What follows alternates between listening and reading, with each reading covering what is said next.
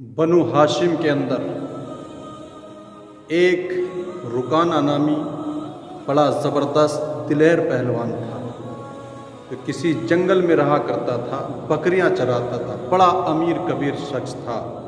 اس کا ریکارڈ یہ تھا کہ زندگی میں کبھی بھی اس کو کسی نے گرایا نہیں تھا۔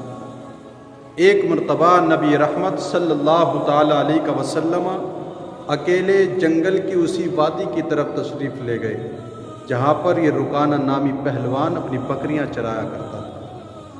جب اس نے حضور کو اکیلے دیکھا تو حضور صلی اللہ تعالیٰ علیہ وسلم کے پاس آیا اور کہنے لگا، اے محمد، تو ہی وہ شخص ہے جو ہمارے لات و عزیٰ کی توہین و تحقیر کرتا ہے، ہمارے خداؤں کو برا بھلا کہتا ہے اور اپنے ایک خدا کی بڑائی، اس کی بزرگی بیان کرتا ہے۔ کہنے لگا، آ میرے ساتھ کشتی کر تاکہ دیکھیں تمہارے خدا میں کتنی طاقت ہے۔ تم اپنے خدا کو پکارو، میں اپنے لات و عزیٰ کو پکارتا ہوں۔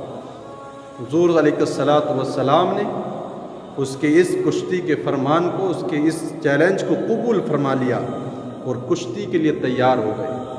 تو اول تو سن کے بڑا حیران ہوا کہ میں اتنا بڑا زبردست دلیر پہلوان کہ زندگی میں آج تک مجھ کو کسی نے ہرایا نہیں، اور یہ فوراً میرے مقابلے کے لیے تیار ہو گئے۔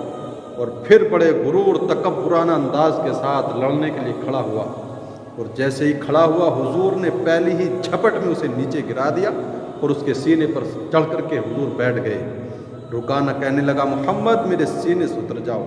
بڑا شرمندہ تھا زندگی میں پہلی بار گر کر کے۔ کہنے لگا، آج میرے لات و عزیٰ نے میری طرف دھیان نہیں دیا، آؤ دوبارہ کشتی کرتے ہیں۔ حضور اس کے سینے سے اٹھے، دوبارہ کشتی کے لیے تیار ہوئے، دوبارہ پھر اس کو پٹک دیا۔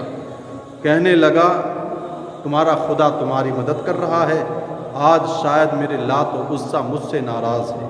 کہا، آؤ ایک بار اور موقع دو۔ تیسری مرتبہ بھی حضور کشتی کے لیے تیار ہوئے، اور تیسری مرتبہ بھی پہلے ہی بار میں فوراً اس کو زمین پر پٹک مارا۔ اب زندگی میں پہلی بار شرمندہ ہوا تھا کسی سے مات کھا کر کے۔ کہنے لگا، محمد میری بکریوں میں سے جتنی چاہو بکریاں لے جاؤ۔ حضور نے ارشاد فرمایا، رکانہ مجھے تیرے مال کی ضرورت نہیں ہے، ہاں مسلمان ہو جا اور جہنم سے بچ جا، تیرے لیے اچھا ہوگا۔ کہنے لگا، محمد مسلمان تو ہو جاؤں لیکن یہ نفس جھجکتا ہے، مدینہ اور مدینے کے ارد گرد کی عورتیں اور بچے بھی کیا کہیں گے۔ اتنا زبردست دلیر پہلوان کسی سے شکست کھائی اور مسلمان ہو گیا۔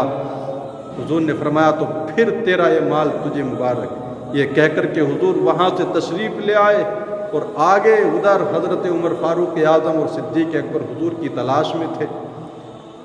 حضور کو تلاش کر رہے تھے دونوں۔ ادھر حضور کو جب اسی وادی کی طرف سے آتے ہوئے دیکھا جہاں پر دشمن خدا، دشمن اسلام رکانہ پہلوان رہتا تھا، تو دونوں دیکھ کر کے بڑے پریشان ہوئے۔ کہنے لگے کہیں حضور کو اس نے کوئی تکلیف نہ پہنچائی ہو۔ آ کر کے کہنے لگے، حضور آپ اس طرف کیوں تشریف لے گئے جبکہ وہاں پر تو رکانہ پہلوان رہتا ہے جو بڑا ہی دشمن اسلام، کٹر دشمن خدا ہے۔